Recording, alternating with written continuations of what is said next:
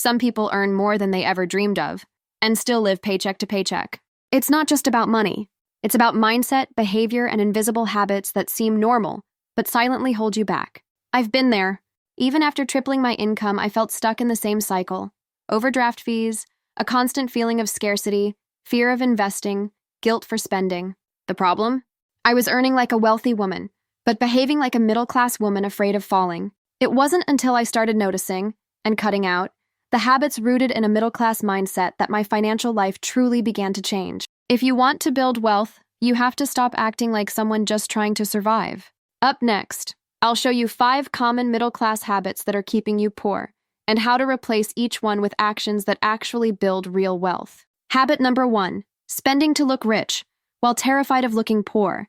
This is the middle-class classic, living beyond your means just to keep up appearances.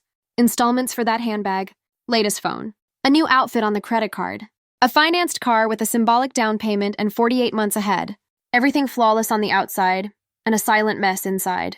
You know what that shows? Fear. Fear of looking behind, off track, less than. Fear of looking poor. It's harsh to say, but it's true. As long as you're spending energy trying to look rich, you won't have energy left to build actual wealth. I lived this.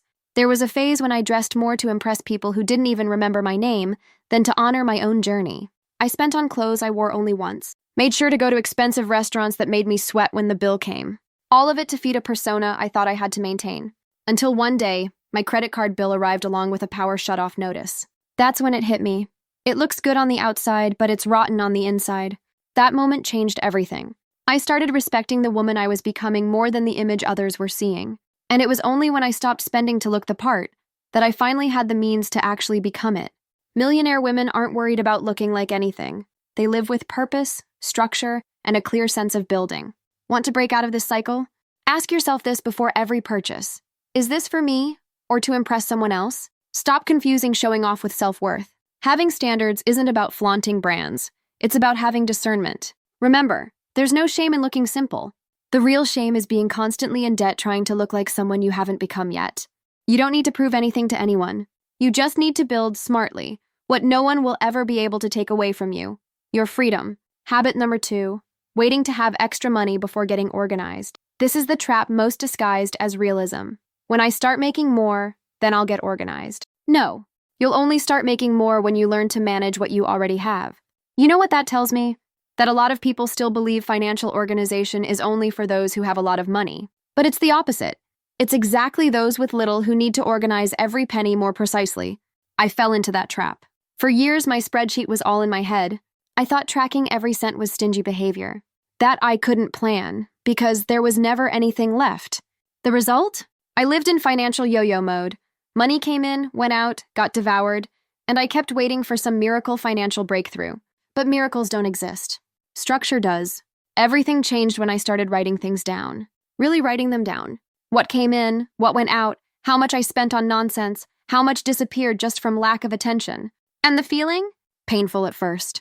Because you see where you waste, where you self-sabotage, where you lie to yourself. But then it's liberating, because you realize you don't need to double your income to breathe. You just need to take command of what you already have. Millionaire women have control. They know where their money goes. They're clear on the numbers. They don't romanticize big income. They manage expenses with intelligence. Want to apply this today? Track everything. Download a simple app or use a spreadsheet. No judgment, just information. Control starts with awareness. Create 3 basic categories: essentials, to live; strategic, to grow; non-essentials, to assess. And ask, what can I reduce without suffering? Stop waiting for the right moment. Organization isn't a reaction to abundance. It's preparation for it. Middle-class mindset. If there's any left, I'll see what to do. Millionaire mindset. Before I spend, I decide where every cent goes. You choose where you want to stay. Habit number 3, relying on a steady paycheck and fearing any kind of risk. If there's one sentence that sums up the classic middle-class mindset, it's this: the important thing is to have stability. There's just one problem. That stability is fragile. It depends on a company, a manager, an economy you don't control. And worse, that security comes at a high price.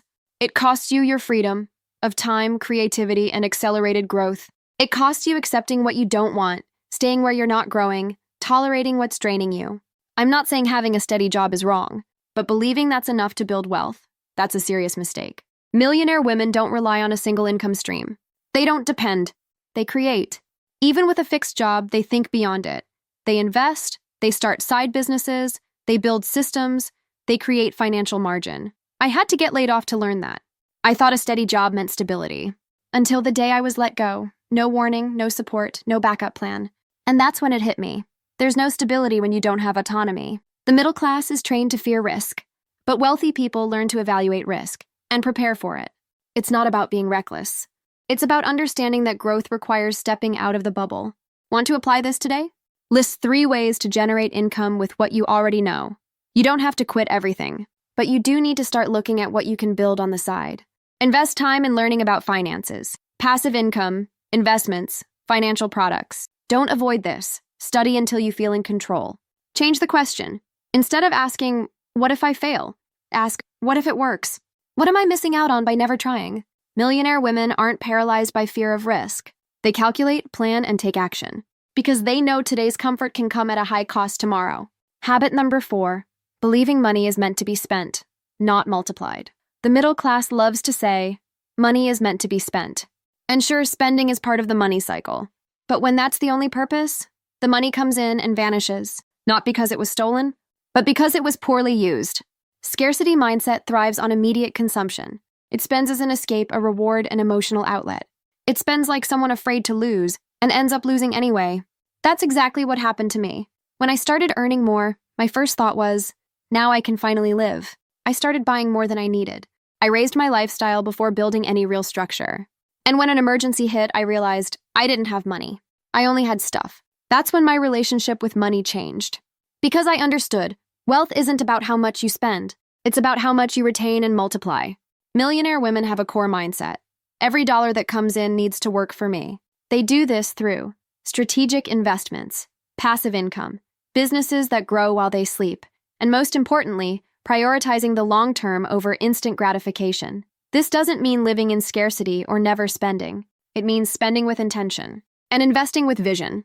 Middle class mindset wants to look rich. Millionaire mindset wants to make money work for her, not the other way around. Want to start today? Before you spend, ask, will this money bring me returns? Will it give me freedom or just a moment of relief? Learn the basics of investing, nothing fancy. Just enough to get started. You don't need to be an expert. You just need to take ownership of your money. Set a multiplication goal. Example, set aside 10% to invest before spending. The amount doesn't matter. The habit does. You don't build wealth by luck.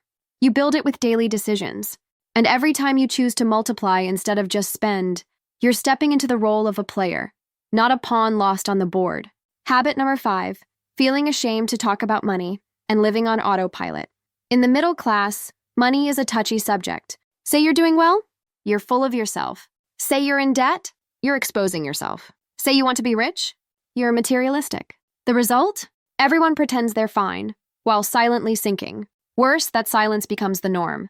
No one talks about numbers, strategy, investments, mindset. Financial decisions are made in just go mode. No plan, no awareness. People spend because it's Saturday, because someone invited them out, because they saw it on Instagram, because no one wants to look cheap. This keeps you stuck in a predictable cycle.